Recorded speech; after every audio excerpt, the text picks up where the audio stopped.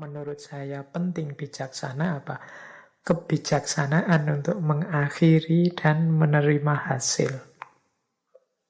Kalau ini butuh kebijaksanaan, butuh kalkulasi-kalkulasi. Berani memulai penting, tapi ada kalanya juga kita harus paham, oh saatnya berhenti. Nah ini butuh kebijaksanaan. Saatnya saya terima saja hasilnya memang seperti ini. Jadi menerima hasil itu kan kebijaksanaan. Jadi hidup ini kan ndak kok mono atau linier saja lurus, saya sudah gerak maju terus kalau kepentok memang ndak bisa maju lagi, harus sadar, oh memang saatnya harus diakhiri. Saatnya saya terima hasilnya apapun, ternyata ini batas kemampuan saya. Mengakhiri bukan berarti menyerah, mungkin belajar lagi, mungkin diperbaiki lagi untuk kemudian berjalan kembali. Jadi berani memulai dan kebijaksanaan dalam mengakhiri. Oke, ini yang keempat. Yang kelima, kerja itu membahagiakan kalau kita pinter mengelola waktu. Jangan sampai waktunya terlalu panjang, sehingga yang harusnya sesuatu itu menggembirakan, jadinya tidak menggembirakan. Misalnya, kuliah harusnya sih bisa lulus 4 tahun. Saya mampu lulus 4 tahun misalnya. Tapi kok terus kita terlena, tidak pinter memanfaatkan waktu, tidak pinter manajemen waktunya, akhirnya sampai semester 12, 13, 14 baru mau lulus. Meskipun nilainya cum laude, tapi kan waktu yang panjang itu mengurangi kenikmatan, kebahagiaan, kepuasan kita. Atau terburu-buru. Nah, sehingga hasilnya tidak maksimal. Ini baik terburu-buru atau terlalu lambat. Itu namanya tidak menghargai waktu. Kita harus pinter ngatur waktu. Karena kalau waktunya pas, cocok, sesuai, itu bahagia kita, nyaman bekerjanya. Tidak dikejar-kejar, tapi juga tidak kemudian terlena, akhirnya malah tidak produktif. Yang keenam, pekerjaan itu akan membahagiakan kalau tidak hanya sesuai target, tapi juga membawa manfaat dan maslahat. Membawa guna, membawa keuntungan. Tidak hanya sesuatu yang menghasilkan. Jadi kan ada kalanya kita melakukan sesuatu, memproduk sesuatu, hasil sih, tapi kok terus tidak ada gunanya.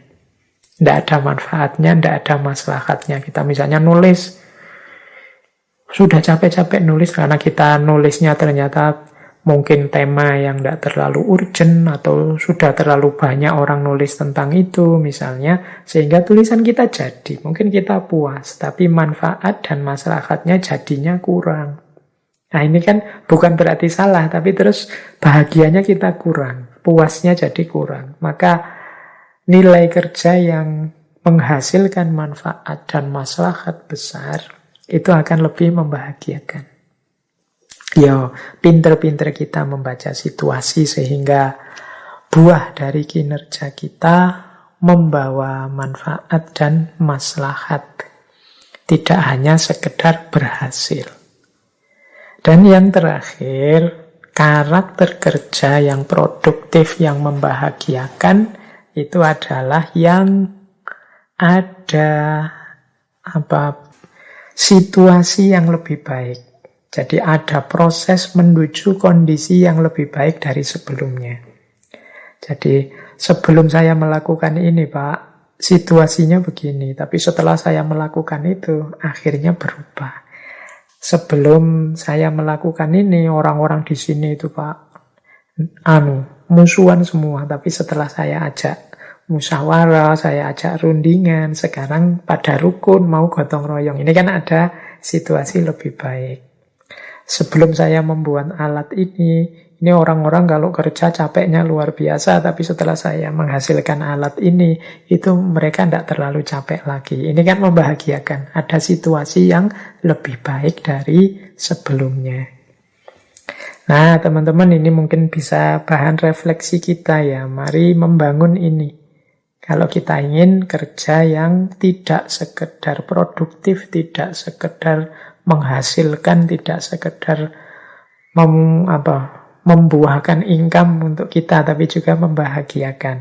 Ini ada ciri-cirinya: optimis, jadi diri sendiri, berani memulai, bijaksana mengakhiri, menghargai waktu, membuahkan manfaat, maslahat, dan terjadi proses menjadi lebih baik dari kondisi sebelumnya. Oke. Nah, kalau tadi karakter, kita lanjut lagi. Ini untuk yang memudahkan kerja, karena sejak awal sudah kita urai betapa pentingnya kerja ini. Kita lihat beberapa variabel yang sering menghalangi kerja kita, yang sering membuat kita malas, sering membuat kita tidak ingin kerja secara optimal, maksimal. Jadi ada di catatan saya beberapa hal. Ini karena malam hari ini kita membahasnya dari aspek pembentukan diri dan pemahaman diri. Ada beberapa aspek mental dalam kerja yang sering menghalangi pemenuhan kita secara maksimal terhadap kerja-kerja kita. Kita lihat ya, halangannya apa saja. Halangan yang pertama adalah, ini yang paling sering kita lakukan, yaitu negative thinking. Nah, ya solusinya berarti kebalikannya, positive thinking. Positive thinking dan negative thinking ini sebenarnya tidak ada hubungannya dengan kenyataannya, tapi hubungannya dengan persepsi kita, pandangan kita terhadap sesuatu. Kenyataan itu akan memberikan sesuatu yang positif pada kita atau memberikan sesuatu yang negatif pada kita, itu lebih banyak tergantung pada persepsi kita. Kalau kita negative thinking, ya kita dapatnya yang negatif. Kalau kita positive thinking, ya kita dapatnya yang positif. Banyak orang tidak mau melakukan sesuatu karena negative thinking. Menurut saya, kalau melakukan itu pasti gagal. Menurut saya, kalau berteman dengan dia pasti tersakiti. Menurut saya, kalau kerja di situ pasti nanti sengsara dan lain sebagainya. Menurut saya, kalau saya nulis-nulis mesti nanti tidak ada yang senang dengan tulisan saya. Wong sudah banyak yang nulis tentang ini.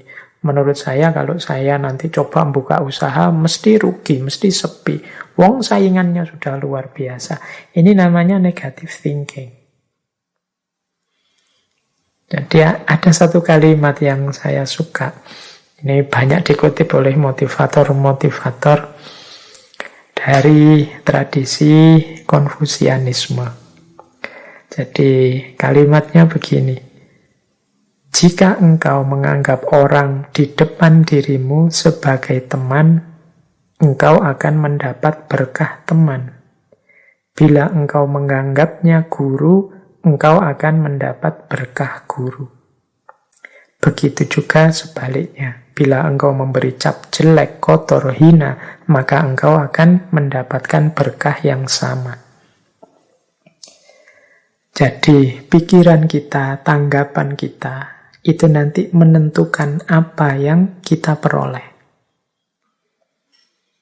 Kalau teman-teman menganggap, misalnya, teman-teman ada teman, ini sebenarnya teman biasa sih, mungkin teman kampus atau teman sekolah atau teman di kampung biasa saja. Kalau kita menganggap dia hanya teman, ya manfaat pertemanan yang kita dapat. Tapi kalau saya anggap dia tidak sekedar teman, bagi saya dia guru. Loh, yang semula posisinya hanya teman, kemudian kita anggap ini dia juga guru, itu kan kita dapat banyak manfaat dari dia selain pertemanan. Mungkin pelajaran-pelajaran, mungkin tuntunan-tuntunan meskipun secara tidak sadar. Karena saya anggap guru karena banyak hal yang perlu saya tiru dari dia. Loh, itu kan ketika kita dekat dengan dia, itu kan kita memposisikan diri sebagai orang yang belajar. Saya belajar ini, saya belajar itu. Beda kalau seperti sebelumnya kita anggap dia ini teman saja. Ya kita mendapat manfaat, cuma manfaat pertemanan saja. Ini yang tadi ya saya maksud berhubungan dengan positive thinking, negative thinking. Kalau kita berpikir negatif, ya hal-hal negatif yang kita dapat. Kalau kita berpikir positif, hal-hal positif yang kita panen. Berhadapan dengan apapun. Menurut saya, orang itu mulutnya rusak, maka bagi saya dia itu hina, kotor, jelek. Misalnya, ya ketika berarti apa? Kehadiran dia dalam hidup kita itu hanya memberikan itu saja. Kita melupakan mungkin jangan-jangan dari selain yang jelek-jelek tadi masih ada baiknya. Tapi kita menutup mata terhadap itu karena kacamata yang kita pakai, kacamata yang negatif. Nah, ini Bapak ini menurut saya ya guru saya, tapi sekaligus bagi saya orang tua saya. Itu kan dari satu orang kita bisa dapat dua manfaat. Tapi misalnya begini, kamu itu sebenarnya temanku, tapi bagiku sekarang engkau adalah musuh. Loh, pandangan kita bahwa dia ini musuh, itu kan membuat kita kalau berhadapan dengan dia, kemudian jadi hati-hati, tidak mau dekat, kemudian waspada. Kalau dia mau apa-apa, kita curigai dulu, dan lain sebagainya. Jadi perspektif kita, pandangan kita, itu menentukan. Dalam kerja juga begitu, pikiran-pikiran kita yang negatif akan jadi penghalang. Maka kalau bisa, mari mengembangkan pikiran yang positif. Positive thinking, jangan negative thinking. Nah, yang kedua, yang sering menghalangi kita untuk kreatif, produktif dalam kerja adalah ego. Jadi ego itu sudah, apalagi ego dengan definisi sakarepe dhewe. Kita hanya mencari nyaman kita saja, enak kita saja, asik kita saja. Kita tidak mau lepas banyak energi, kita tidak mau mengeluarkan banyak tenaga, banyak daya, dan macam-macam. Kita kemudian sensitif. Kalau dikritik orang, ini namanya ego. Kita merasa paling benar sendiri, kita merasa yang paling bisa segalanya, dan lain sebagainya. Ini namanya ego. Orang yang egonya tinggi, ini biasanya sulit kalau dikritik. Ya, ini mengujinya gampang sebenarnya teman-teman, termasuk yang peka ndak, atau sensitif ndak, sensi baperan ndak kalau dikritik. Biasanya yang terlalu baper itu menetapkan egonya agak terlalu tinggi. Makanya kalau dia dikritik itu dia merasa orang sedang menyerang dirinya, ingin menjatuhkan dirinya.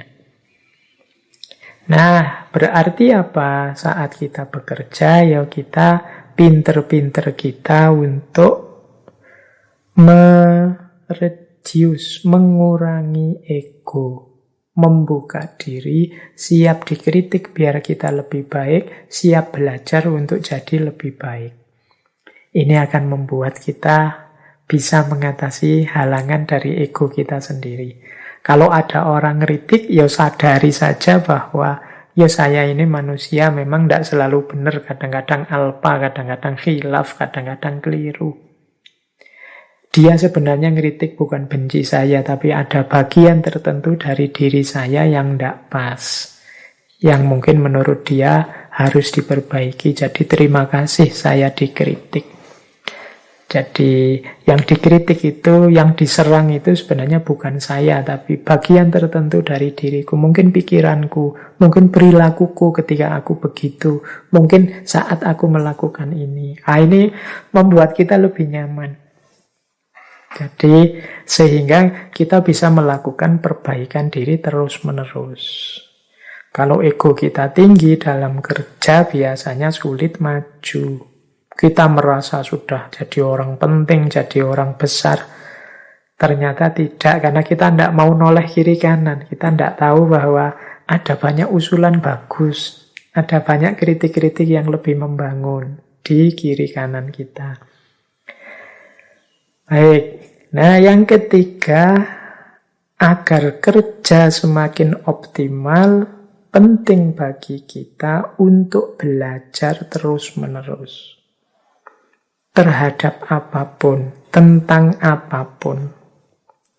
Jadikan segala sesuatu, segala peristiwa, segala fenomena yang kita hadapi sebagai ayat. Ayat itu kan sesuatu yang kita baca, kita pahami, dan kita ambil manfaatnya untuk hidup kita. Jadi kita mengambil iktibar, kita mengambil pelajaran dari apa saja. Termasuk mungkin dari orang-orang yang membenci kita, atau dari orang-orang yang memusuhi kita, merusak kita, menyulitkan kita. Saya ingat ada satu kalimat dari Buddha yang beliau menyatakan pada akhirnya kita akan sangat berterima kasih pada orang-orang yang membuat kita sulit. Mengapa orang-orang yang membuat kita sulit inilah yang membuat kita tahan banting, yang membuat kita berkembang jadi lebih baik, yang mengasah kemampuan kita, yang mendorong kita untuk jadi yang lebih tangguh. Ini berarti kita bisa mengambil pelajaran meskipun pada orang yang menyulitkan kita, memusuhi kita. Dari segala sesuatu. Ini persis kalimat yang sering kita pakai kan, mengambil hikmah dari apapun. Nah, ini akan semakin membuat kita aktif dan produktif. Tidak lagi macet, mandek, dan malas. Nah, yang keempat adalah move on, moving forward. Ayo maju terus, jangan menyerah, jangan merasa sudah selesai atau jangan merasa terlalu cepat puas. Masih ada banyak manfaat, maslahat, kreasi, produktivitas yang bisa kita hasilkan.